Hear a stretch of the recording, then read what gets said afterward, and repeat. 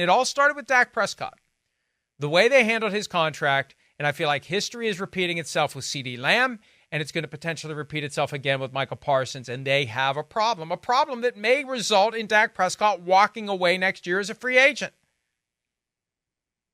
It took them 2 years, Mike, to sign him the first time to that second contract. And now here we are. There does not appear that they're going to sign him this offseason. That doesn't preclude them signing him during the season. They're not like the Steelers. They will continue to negotiate, and maybe they sign him after the season. But at some point, you have to think that they're going to sign him. I wouldn't think they'd let him walk away, but now here we are. I wouldn't have thought they would have let him go 2 years without the first contract extension and then enter the new contract. And now that here we are that they're letting him go into the last year of his contract. So who knows how this plays out? And now they're waiting. They have waited, not are waiting. They have waited too long on CeeDee Lamb, and they are going to wait too long on Micah Parsons. Mike, these deals only go up. They don't go down. Players at their other positions that sign, receiver position, edge rusher, quarterback, their players are going to continue to sign those contracts, and the price is going to continue to go up for the Cowboys. It's not ever going to go down.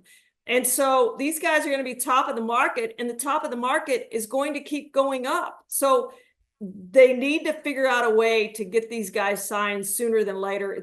They're already past due on signing 2 of the 3. And they're going to wait too long on Micah as well because they've waited too long on the other 2. And Micah Parsons plays a position that puts him at far greater risk of injury than Dak Prescott and CeeDee Lamb. I would not set foot on a football field if I'm Micah Parsons until I get my second contract, period. Whatever it is that he wants, whatever it is that he deserves, he needs to get it before he shows up and plays. And we saw what happened with Ezekiel Elliott. He took that position when it was time for him to get his second contract. He stayed away. He wasn't the same that year. That's the risk of having these holdouts. I think that's one of the reasons why we've seen so many of the franchise tagged players and the transition tagged Kyle Duggar in New England sign deals early, so you're there for the entire offseason program and training camp and preseason, so you're ready to go and there isn't a drop-off. But if I'm Micah Parsons, I am not showing up until I get my contract for anything. Offseason workouts, mandatory minicamp, training camp, preseason. I'm not going to be there until they give me this contract, and they need to.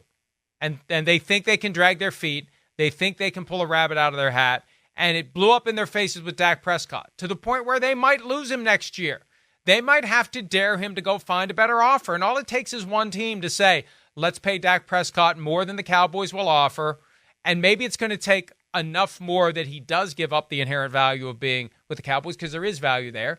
But if somebody makes him an offer that is significantly more than what the Cowboys will pay, it's going to be just like Kirk Cousins walking away from the Vikings this year to the Falcons.